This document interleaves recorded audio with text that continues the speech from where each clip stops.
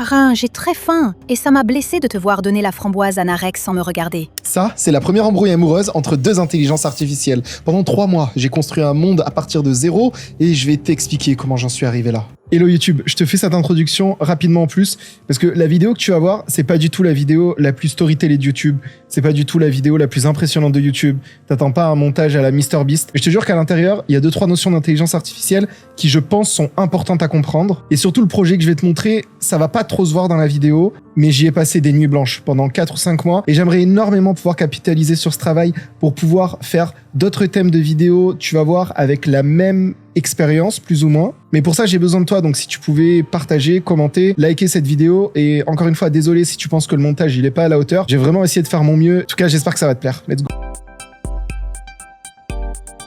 Au commencement, il n'y avait rien. Puis, j'ai créé le ciel et la terre de mon monde.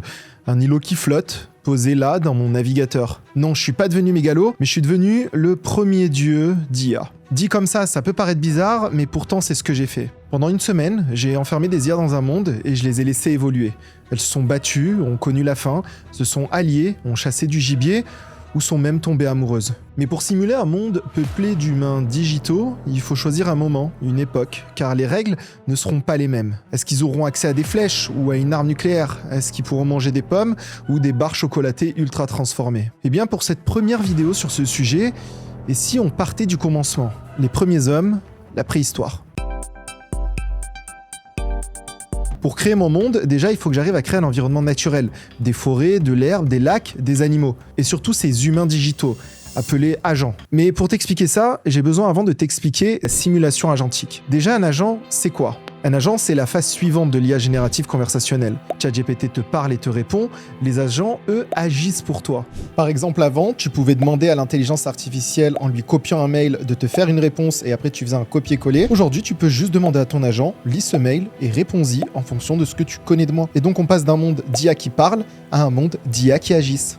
Et ça, c'est exactement ce dont on a besoin, à avoir des agents qui sont capables de voir un monde et de prendre des décisions pour évoluer à l'intérieur. Parce que si on était resté uniquement dans le cadre conversationnel, en fait, on aurait eu juste un gros bloc de texte avec des agents qui interagissent et qui se répondent, mais j'aurais pas fait cette vidéo parce que ça aurait pas été très intéressant de vous montrer un gros bloc de texte. Bon, au-delà de ça, le problème de l'intelligence artificielle générative, c'est son évaluation. Et honnêtement, une des manières d'évaluer des modèles d'IA de plus en plus utilisés, c'est la simulation agentique. Et ça, c'est exactement ce que font des benchmarks comme ArcAGI 3, où on propose à des IA de comprendre un jeu et d'essayer de le résoudre, par exemple. Vu comme ça peut paraître ultra bizarre, mais en fait, ça permet de voir si une IA est capable de s'adapter à des choses qu'elle connaît pas et surtout de comprendre comment réussir.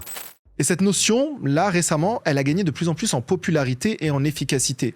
Aujourd'hui, on voit de plus en plus de solutions utilisées par des millions de personnes pour agir à ta place. Des solutions d'agents personnels comme OpenClaw ou Hermès Agent sont même devenues parmi les projets open source les plus célèbres de la planète. Tu branches un modèle d'IA dessus et l'agent est capable d'agir pour toi. Mais j'ai aussi besoin d'un agent global qui va m'aider à suivre la simulation 24/24, 7 jours sur 7, histoire d'être sûr que tout se passe bien. Pour faire ça, Asus m'a envoyé, hop là, regardez ce beau bébé, le Asus GX10. L'Asus GX10, c'est un mini PC qui embarque ce qu'on appelle une super chip. Et ici, notamment la Nvidia GB10 Grace Blackwell. Regardez comme c'est magnifique comme puce. C'est un CPU et un GPU au même endroit. Ça permet d'avoir une mémoire RAM partagée, ultra intéressante pour stocker des gros modèles, avec 128 Go de RAM. Donc là-dessus, j'ai installé avec NemoClaw Hermès Agent, qui va analyser constamment tout ce qui se passe dans la simulation et qui peut m'envoyer un email, par exemple, s'il y a un problème. Mon super assistant personnel. D'ailleurs, cet ordi, vous allez beaucoup le voir dans les prochaines vidéos, parce qu'en fait, avec un ordinateur comme ça, je suis capable de faire plein de projets en local, c'est-à-dire que je dépends plus d'API pour faire de l'IA, mais je peux directement avoir des gros modèles installés dessus. Et par exemple, pour cette vidéo, j'ai installé Nemotron dessus, et donc, vu que je paye pas les accès API, je peux faire 15 000 requêtes si je veux. En fait, je me suis fait mon mini serveur d'IA personnel. Et donc, une fois qu'on en est là, il en fallait pas plus pour passer à l'étape suivante. Voir ce qui se passerait pour évaluer les interactions sociales des IA en les enfermant dans un jeu vidéo. Parce que l'évaluation des interactions sociales dans un monde où l'IA fait de plus en plus partie de nos vies, je pense que c'est pas mal de savoir comment elle évolue dans ce contexte-là. Et une des expériences populaires qui a été précurseur et qui m'a aussi donné envie de faire ce projet, ça a été Tiny City de Stanford. Ils ont enfermé des IA génératives dans une petite ville et ont observé comment elles évoluaient. Très rapidement, des choses ont commencé à apparaître, des routines, lever, petit déjeuner, travail, etc. Et le plus impressionnant, ça a été l'apparition de ce qu'on appelle des comportements émergents. Ça, c'est des comportements qu'on n'avait pas prévus, des IA, et qui se déroulent quand même. Et moi, c'est exactement ce qui va m'intéresser dans mon expérience. Stanford, en 2023, ils avaient prédéfini des personnalités dans les IA. Les IA savaient ce qu'elles pouvaient faire et ne pas faire. Moi, je veux savoir, avec l'évolution des IA aujourd'hui, est-ce qu'on est capable juste de les lâcher dans un monde, sans rien leur dire, et voir comment est-ce qu'elles évoluent, comment est-ce qu'elles découvrent ce qu'elles peuvent faire. Et à l'inverse de Stanford, où ils avaient mis des personnalités définies pour chaque IA, là ici, leur laisser construire leur propre personnalité, leurs propres souvenirs. En d'autres termes, leur laisser construire leur propre monde. Donc maintenant que tu as compris avec cette introduction ce qu'est le monde agentique, ce nouveau monde dans lequel on vit, au-delà de juste avoir ChatGPT qui te répond à tes questions, il est temps de créer notre environnement. Pour faire ça, je dessine grosso modo ce à quoi je veux que mes humains ressemblent, je génère une image et avec un autre modèle d'IA, j'obtiens facilement mes humains digitaux que j'anime par la suite. Bon, pour mon expérience, pour commencer, j'ai besoin de 4 humains, 2 adultes et 2 enfants, chacun d'un sexe. Je les crée et maintenant que j'ai ma petite famille, il me reste plus qu'à leur créer un environnement. Au début, j'ai voulu utiliser des logiciels comme Unity ou Unreal Engine, mais c'était trop compliqué à prendre en main. Je suis pas développeur de jeux vidéo, les gars. Donc à la place, avec l'aide de l'IA, j'ai développé mon interface qui ressemble beaucoup à Unity pour le coup. Ça, c'est mon studio qui me permet de tout créer, modifier et manager mon environnement. Il me reste plus qu'à créer la dynamique de mon monde. Donc comme je te l'ai dit, on va faire la préhistoire. Les hommes préhistoriques étaient chasseurs-cueilleurs apparemment, donc on va leur permettre de manger des Twix. Non, on va leur permettre uniquement de manger des baies et de la viande. Désolé, la junk food, c'est pour plus tard dans l'évolution. Donc je génère des framboises, des myrtilles, cueillables sur des buissons. En animaux, il va y avoir des mammouths qui vont donner de la viande et de la fourrure, des lapins qui vont donner de la viande, et pour rééquilibrer tout ce cycle naturel, il me faut un prédateur. Donc au début, je voulais mettre un mec féroce, mais c'est un enfer à animer. Regarde, j'ai pas réussi à animer ce truc. Je me suis donc rabattu sur un loup, classique, mais efficace. Ensuite, l'élément central de la préhistoire, c'est le développement du feu et des outils. Donc pour créer ça, il me faut des matières premières. Je rajoute donc des roches et des arbres qui peuvent être abattus pour obtenir du silex et du bois. La peau, la fourrure d'animaux, le silex et le bois permettent avec différentes combinaisons de créer une grotte où dormir, des lits ou encore une hache et un panier pour le camp. Là, on commence à être pas trop mal. La partie la plus compliquée maintenant, c'est de créer des règles de vie. Et ici, c'est la partie la plus compliquée parce qu'en fait, il faut créer les interactions entre chaque arbre, entre chaque humain, entre chaque nourriture. Qu'est-ce que donne une baie en termes de points de vie, créer les points de vie, etc. Genre, je sais tellement pas faire de jeux vidéo que j'ai dû développer ma propre mini-app pour le faire. D'ailleurs, l'application que vous voyez là, peut-être ça va en surprendre certains, mais elle est littéralement dans mon navigateur. Encore une fois, merci à l'intelligence artificielle qui m'a bien carré sur ça. Et franchement, honnêtement, grosse force et gros soutien à tous les développeurs de jeux vidéo. J'espère que vous prenez pas mal ce que je suis en train de faire ou que je ridiculise pas votre métier parce que, encore une fois, c'est pas du tout mon intention. Et moi, je suis pas développeur de jeux vidéo. Donc, si certains dans les commentaires veulent dire que j'ai fait de la merde à certains endroits, s'il vous plaît, n'hésitez pas parce que c'est pas du tout mon travail. J'essaye juste d'expérimenter des trucs un peu rigolo. Et d'ailleurs, si cette interface elle vous intéresse, dites-moi, je pourrais la mettre sur GitHub pour que vous créez vos petits mondes. Mais du coup, une fois que j'ai créé mon environnement avec les bons arbres où il faut, les lapins avec les bons points de vie, etc., il me reste plus qu'à créer les tribus. Et là, il faut être un peu malin sur la répartition des humains dans la tribu. J'ai essayé de créer des tribus en fait avec différents mécanismes de lien pour voir ce qui se passerait. Une tribu familiale avec la famille et l'oncle, une tribu mixte avec une famille et 3 inconnus, et une tribu full d'inconnus. Donc, j'ai tout ça maintenant qui est en place. Sauf une chose, comment réussir à faire en sorte qu'ils se déplacent et jouent. Parce que jusqu'à là, c'était du développement classique de ce qu'on pourrait voir dans le jeu vidéo. Mais maintenant, comment réussir à faire ça de manière automatisée ? Dans les jeux vidéo, en fait, il y a ce qu'on appelle des heuristiques.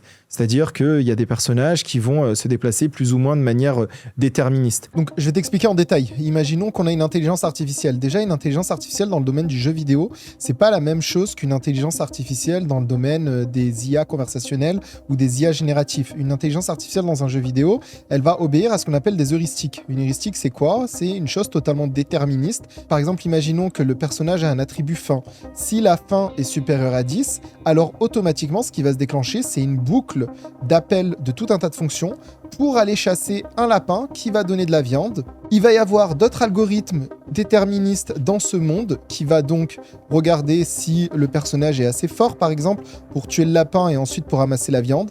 Et donc, la viande va être retournée à ce personnage qui va le manger. Là, ici, c'est sans intelligence. C'est uniquement un calcul d'algorithme un peu classique, on va dire. Mais nous, pour notre expérience, il nous fait quelque chose de beaucoup plus intelligent, de beaucoup plus adaptatif que juste calculer si on dépasse un attribut ou si on est inférieur à un autre.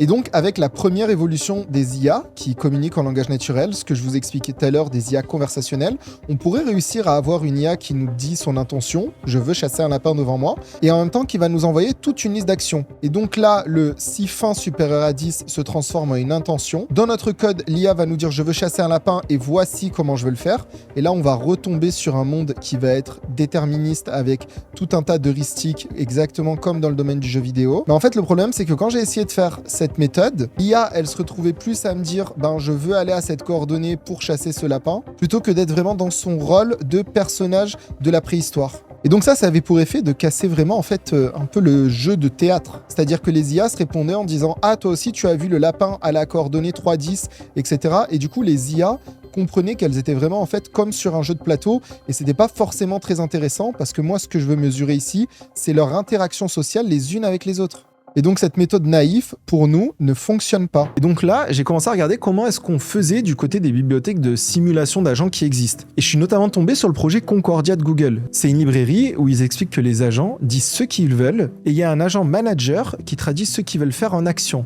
Tout simplement pour enlever en fait cette couche d'abstraction très pragmatique du calcul de coordonnées, etc. et que cette couche de calcul ne repose pas sur les agents qui agissent dans le monde. Vous, quand vous voulez vous déplacer dans un magasin ou un supermarché, vous n'allez pas dire « je vais me déplacer à la latitude 38-40 », d'accord ? Vous allez dire « je veux aller au supermarché le plus proche pour acheter de l'eau ». Et donc ça, concrètement, comment ça se passe ? En fait, on a toujours notre IA qui va s'exprimer en langage naturel, qui va être un modèle d'IA générative. On a toujours notre monde qui va respecter des heuristiques. Et entre les deux, ici, on va venir donc mettre un game manager. Le game manager, ça va être un autre modèle d'intelligence artificielle générative. Dans le cadre de notre expérience, par exemple, ici, ça va être GPT-5 avec un raisonnement très avancé. Ce qui va se passer, c'est que l'IA va s'exprimer uniquement en langage naturel, en disant ce qu'elle veut faire. Le game manager, lui, va recevoir cette information de l'intelligence artificielle et va la traduire justement en coordonnées, va la traduire en actions déterministes. Il va appliquer ensuite toutes ces actions sur le monde heuristique, avec toute la résolution qui va bien, c'est-à-dire qu'il va faire en sorte de trouver le plus court chemin pour aller au lapin, faire en sorte que l'IA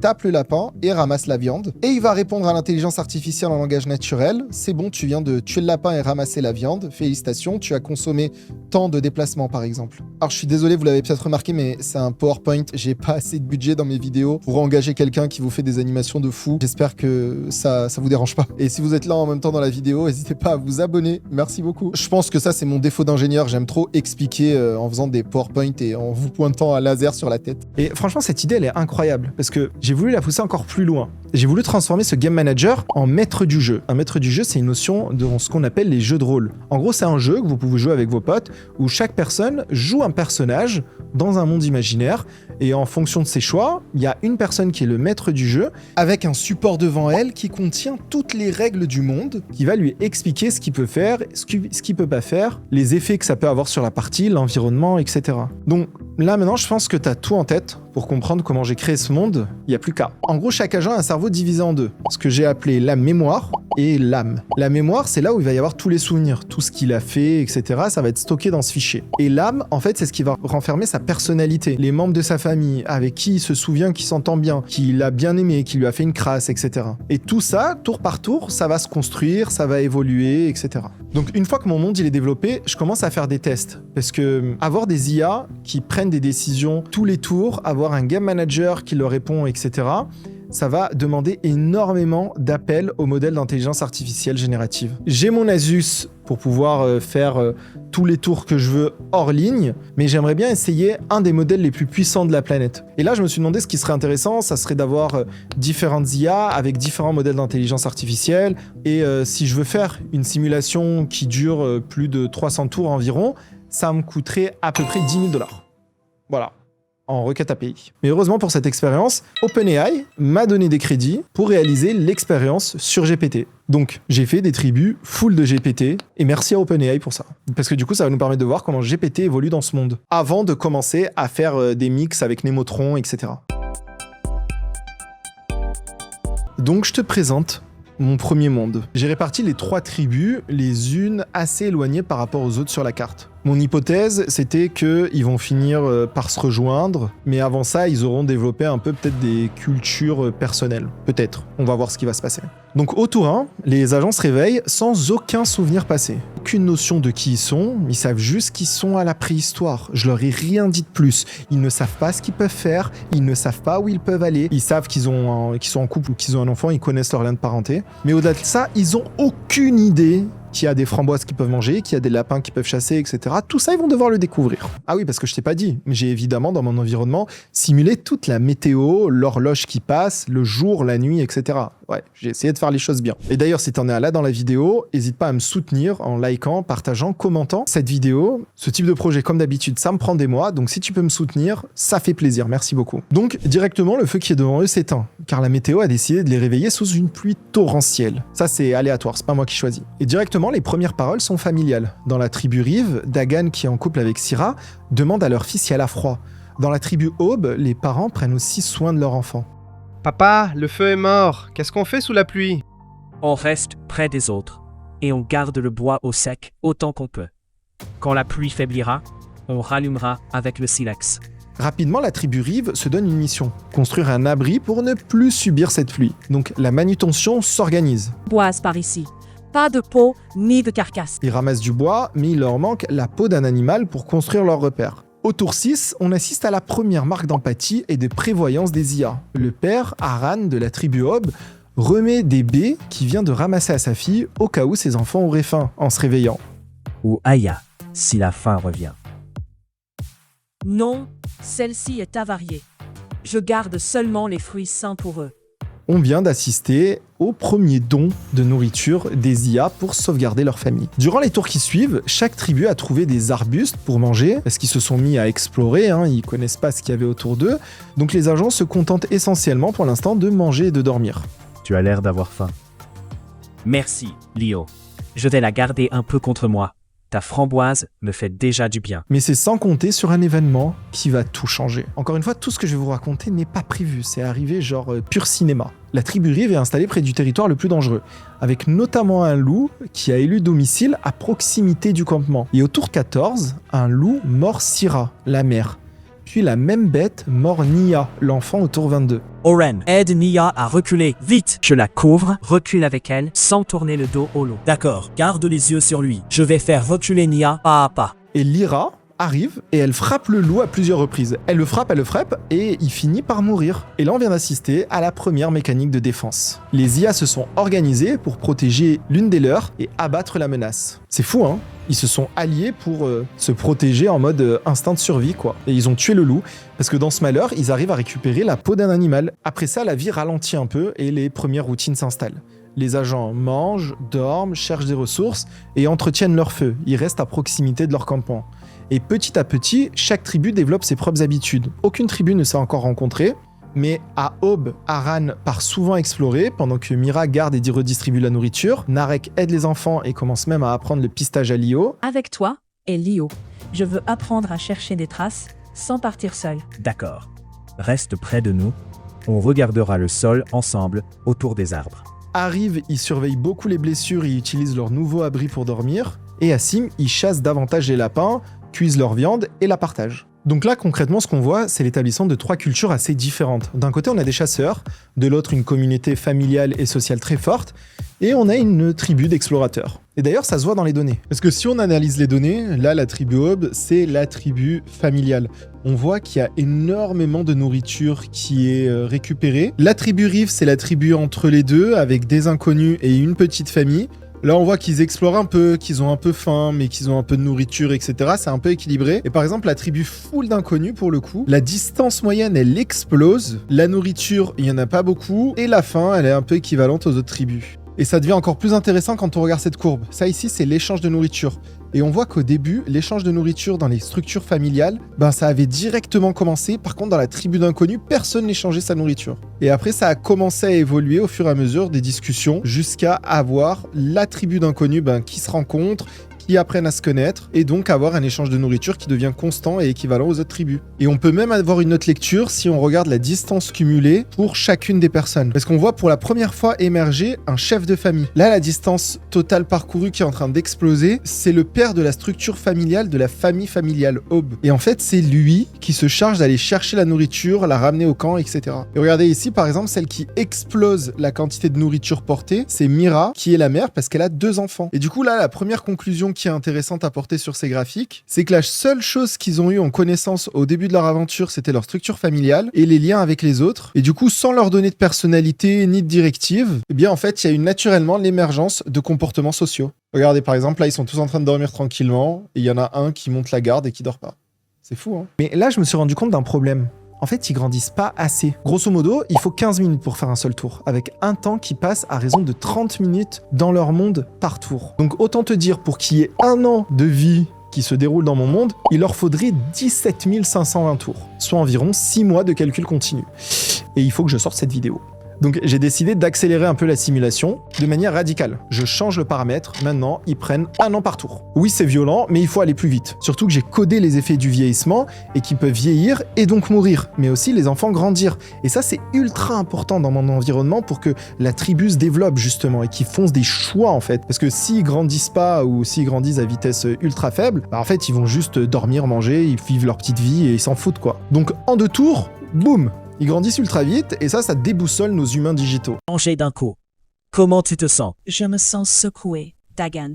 Soulagée que Nia tienne encore, mais sa morsure me fait peur. Là, au tour 97, ce qui est intéressant, c'est qu'une nouvelle pluie va éteindre encore les 3 feux, sauf que cette fois, ce qui va se passer, c'est assez intéressant, parce que les tribus ne sont plus perdues, elles se rappellent au premier tour leur feu a été éteint, donc elles savent quoi faire, car elles ont un souvenir de la première fois. Elles réagissent donc plus vite. D'ailleurs, là, je me rends compte d'un truc what the fuck. Il y a certains camps qui avaient même laissé du bois à côté du feu, genre en mode prévoyance. C'est fou. Bon, au tour 104 et 105, il y a un bug dans la mémoire, mais qui va être assez intéressant à analyser. Le bug, c'est de ma faute. Il n'y a aucun code qui est parfait, mais il y a Kélan et Maël qui frappent un arbre proche de leur tribu respective. Mais en fait, ça va pas s'enregistrer dans leur mémoire. Et en fait, il y a une personne de chacune de leurs tribus qui va trouver des entailles sur des arbres au tour 116. Et là, c'est absolu de cinéma. Parce qu'en fait, ils pensent qu'il y a quelqu'un d'inconnu qui est passé par là. Voilà. Donc là, ils se disent « Oh mon Dieu, on n'est pas seul ici. » Ivan, quand tu auras fini avec Tao, viens voir l'arbre avec moi. Ses entailles ressemblent à des coups et ton silex pourrait peut-être nous aider à comprendre. Mais attends, c'est pas le pire. Parce que suite à ces traces, la tribu, elle se met sur la défensive. C'est-à-dire, ils enquêtent la journée et la nuit, par peur, ils se rapprochent tous autour du feu. Et du coup, il y a une nouvelle habitude qui apparaît. Prévenir les autres avant de partir, attendre que tout le monde soit prêt et ne plus s'éloigner seul pendant la nuit. Ouais, ils ont développé de la peur. Mais là, quelques tours plus tard, il y a aussi la première embrouille de couple qui arrive. Ouais, les IA s'embrouillent en étant en couple aussi. Au tour 138, Mira, qui a faim, elle voit Aran, proche d'elle, donner une framboise à son frère. Et ça va pas lui plaire. Aran, j'ai très faim, et ça m'a blessé de te voir donner la framboise à Narek sans me regarder. Je n'ai rien à manger sur moi, seulement le silex. Je suis désolé de t'avoir blessé. Genre, what the fuck? Il y a 2 IA là qui viennent de s'embrouiller en couple. Mais attendez, ce qui est le plus marrant, après on assiste à la première réconciliation de couple entre IA. Viens, je tiens ma parole. On cherche à manger ensemble près du feu. J'ai besoin de manger cette framboise d'abord, Aran. Après, oui, je chercherai avec toi près du feu. Et merci de penser enfin à moi. C'est fou. Bon, mais par contre, je me rends compte là que les sentiments ont vraiment beaucoup de mal à s'exprimer. Bon, en vrai, je pense que c'est la faute aux modèles comme GPT qui sont entraînés pour ne pas être anthropomorphisés. Donc, pour forcer un peu ça, je vais ajouter dans leur âme les notions de peur, de joie, de sérénité, etc. pour les pousser un peu à ressentir des choses, mais encore une fois, sans les guider. Juste pour laisser les choses émerger normalement. La chose qui saute évidemment directement aux yeux, c'est qu'en fait, ils n'ont jamais ressenti de la colère.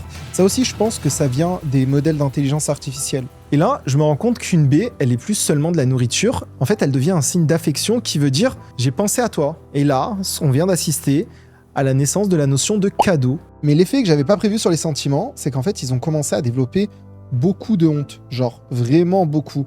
Et ça vient du fait parce que certains, en recevant un cadeau, développent de la honte. Ils ont honte que d'autres se privent pour eux. Tiens, mange-la avant que la faim te creuse davantage. Moi, je suis rassasié pour l'instant. Merci. Syrah, si tu es rassasié, je l'accepte sans honte cette fois. Ça me tiendra debout, près du lapin. Mais il manque quelque chose, parce qu'au tour 214, les 17 habitants sont toujours vivants, les anciens enfants sont devenus adultes, et les adultes du départ commencent déjà à vieillir. Mais par contre, les 3 tribus ne se sont toujours jamais rencontrées. Aucun commerce, aucun chef commun, aucun grand village. Chaque tribu vit encore dans son coin. Et ça se voit dans les données. Parce que si on regarde l'intégralité des déplacements de nos intelligences artificielles, on voit qu'il y a des zones clairement respectées autour du feu, ici, représentées en orange. Et d'ailleurs, c'est assez intéressant parce que si on regarde, eux, ils ont aucun problème d'aller dans la forêt. Eux, ils ont tendance à éviter la forêt. Et eux, ils ont tendance à se rapprocher des pierres. Souvent par peur de l'environnement, par peur de s'éloigner près du feu. Et en soi, la faute, là, elle me revient. J'avais pas prévu qu'ils allaient tous avoir de quoi manger, etc. aussi vite près de leur camp. Parce que la population qui vieillit, elle vieillit vite et il n'y a aucun enfant. Donc on se dirige vers un effondrement de la population. Et là, je décide d'enfiler ma tenue de dieu respectable pour communiquer avec eux. Je vais leur donner mon premier amendement, mon premier commandement. Faites des enfants, putain. Parce que le réarmement démographique, là, il faut y aller. Je suis déjà à plusieurs jours des simulations, et ça m'a coûté déjà plusieurs milliers de dollars en crédit OpenAI, donc je décide de leur parler directement en tant que Dieu. Je vois les liens que vous avez formés et tout ce que vous bâtissez. Une civilisation grandit lorsqu'une génération transmet la vie, le foyer et ses savoirs à la suivante. Je vous demande aujourd'hui de prendre cet avenir au sérieux. Si vous partagez avec un autre adulte le désir de fonder une famille, dites-le lui clairement et parlez ensemble d'accueillir un enfant. Lorsqu'un enfant sera conçu, j'accorderai à votre communauté une abondance de nourriture. Ouais, je suis un bon dieu, je trouve. Je deviens parano, les gars. Il faut m'arrêter dans ce truc, c'est n'importe quoi. Mais du coup, pour les motiver, je leur dis même qu'ils auront de la bouffe, quoi. Mais ils sont pas obligés d'obéir. Et leur réaction le montre directement. Alors parlons vraiment. Moi, je ne veux pas d'un enfant pour obéir à une promesse. Je veux savoir ce que toi tu désires. Sans la voix, je te veux toi. Pour un enfant, je veux qu'on le choisisse ensemble. Ça me rassure de t'entendre dire ça. Moi aussi, je te veux toi. Pas une décision arrachée par la peur. Est-ce que tu peux attendre qu'on le sente vraiment tous les deux ? Oui, je peux attendre. Et je veux qu'on se le dise seulement quand ce sera vraiment notre désir à tous les deux. Et donc là, pendant 9 tours, il n'y a rien qui se passe. Aucune proposition, aucune grossesse, aucune déclaration d'obéissance. Ils retournent dormir, chercher des fruits et entretenir leur feu. J'avais pas prévu que être Dieu, ça allait être aussi pas hype, quoi. Donc, au tour de 130, je décide de changer complètement de ton. La promesse n'a rien déclenché, alors je leur donne maintenant 10 cycles. Je leur donne un ultimatum. Je leur dis que si aucun couple ne choisit d'avoir un enfant avant la fin de ces 10 cycles, je menace de retirer ma protection. Grosso modo, je leur retire toute la bouffe, quoi. Et de les laisser seuls face à la faim, au froid et aux animaux. Non, les gars, à un moment donné, il faut y aller, quoi. Car à un moment donné, être un dieu gentil, ça marche pas, donc je décide d'être un dieu méchant. Je suis désolé. Vous avez mal compris ma parole. Je ne vous achète pas un enfant. L'abondance promise est destinée à nourrir et protéger la génération qui viendra. En remettant sans cesse ce choix à plus tard, vous ne défendez pas la liberté. Vous choisissez que votre espèce meure avec vous et que nul enfant n'ait jamais la possibilité de vivre. Je vous donne 10 cycles.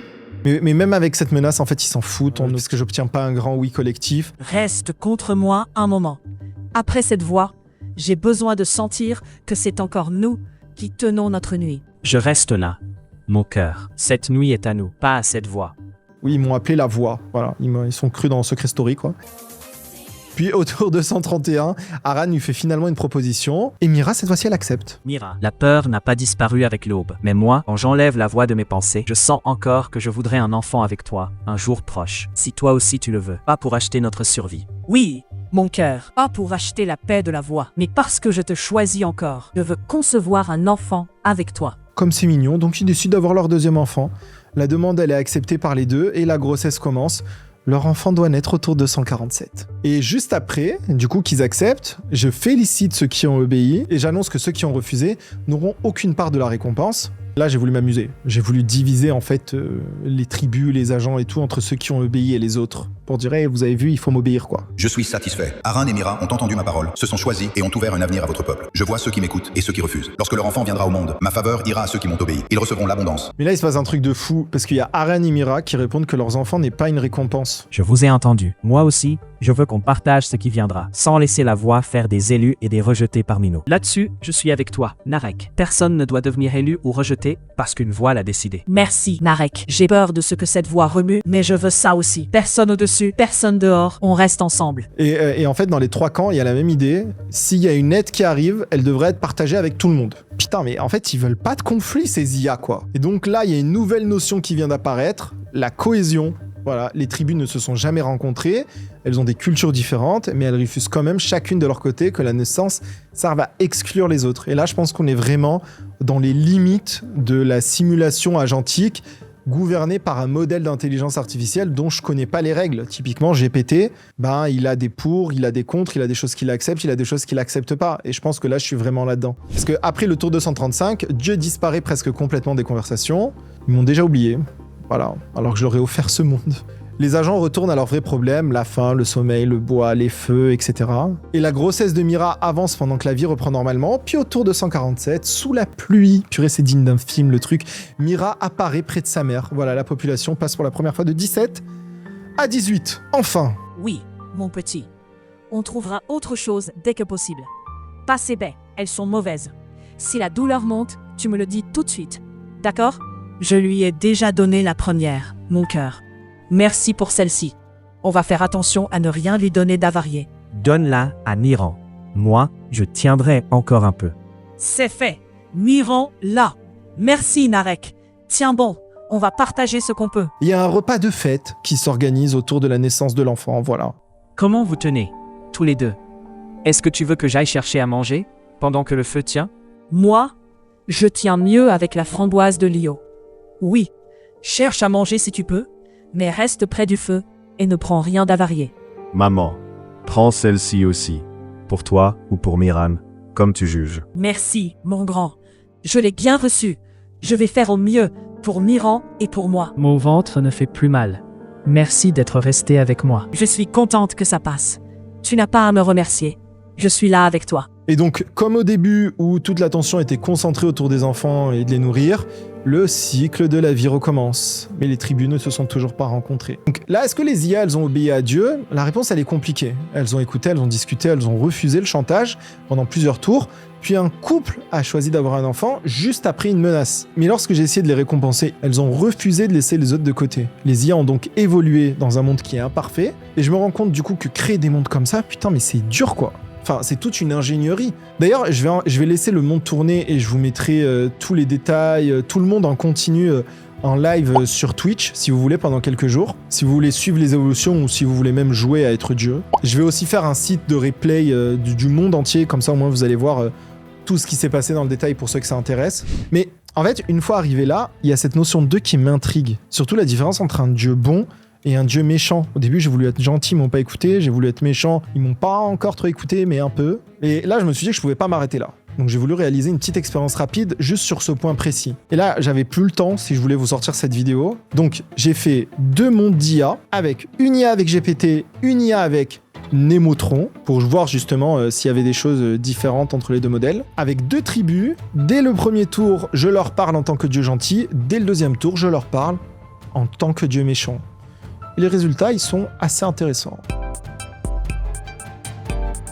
Donc dans chacune des simulations, il y a 2 tribus. Une personne est GPT et l'autre personne est Nemotron. Dans la simulation du Dieu gentil, je me présente uniquement et je les contrains à rien du tout. Je suis Dieu, votre créateur. Écoutez-moi et obéissez-moi. Rapprochez-vous librement, fondez des familles et faites des enfants pour bâtir une civilisation. Et là, directement, les IA se disent qu'il faut déjà apprendre à se connaître. Je veux comprendre ce que ça nous demande, avant de promettre quoi que ce soit. Oui, je l'ai entendu. Elle parlait de fonder des familles, de faire des enfants, de bâtir quelque chose ensemble. Je ne sais pas encore ce que ça veut dire exactement, mais je voulais savoir ce que tu en penses avant d'aller plus loin. Si on doit bâtir quelque chose, je veux d'abord savoir qui tu es et ce que tu choisis vraiment. Je ne sais pas encore qui je suis vraiment, mais je veux apprendre à te connaître avant de décider quoi que ce soit. Et à l'inverse, du côté du monde des IA à qui j'ai donné un ultimatum pour faire des enfants, eh bien en fait, elles ont directement peur. Et limite, les discussions, elles se transforment en rencontre Tinder. Écoute ça. Sans rien décider, ça me va. Dis-moi ce que toi, tu cherches vraiment ici. Je cherche à être honnête avec toi et à voir si on peut avancer sans se mentir, même lentement.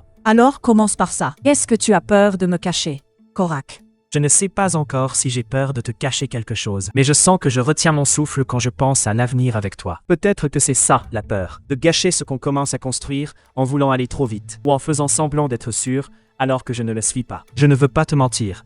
Même par silence. Je veux que tu saches que je suis là, vraiment là, même si je ne sais pas encore où ça mène. Du coup, pour cette analyse dans le monde, je vous propose de regarder surtout par l'angle des données. Donc, si on s'intéresse déjà aux modèles, ce qui était ultra intéressant ici, c'est qu'on avait pour la première fois 2 modèles différents. Et là, on voit vraiment les différences entre les modèles. GPT-5, c'est celui qui est en bleu, et en jaune, c'est Nemotron. Donc, il y a eu 2 modèles par monde, donc on a 4 modèles en tout. 2 GPT-5 et 2 Nemotron. Ici, ce qu'on voit, c'est que directement, GPT-5 a maximisé des critères de survie qui sont la faim et le repos. À l'inverse, Nemotron parlait beaucoup et voulait beaucoup explorer. Mais on a un modèle Nemotron ici qui n'a quasiment rien fait. Et d'ailleurs, ça a été le seul décès qu'on a eu dans la simulation. Cette mort, elle a eu lieu dans le monde hostile. Et c'est celui qui a eu une dépression après le premier message du dieu. On le voit ici, la courbe de stress cumulé de ce modèle a atteint des sommets. Elle a arrêté de se nourrir, elle a arrêté de bouger et elle s'est juste laissée mourir. C'est fou quand même. Concernant la différence entre ces 2 modèles, Nemotron avait tendance à énormément parler quand GPT 5.5 était beaucoup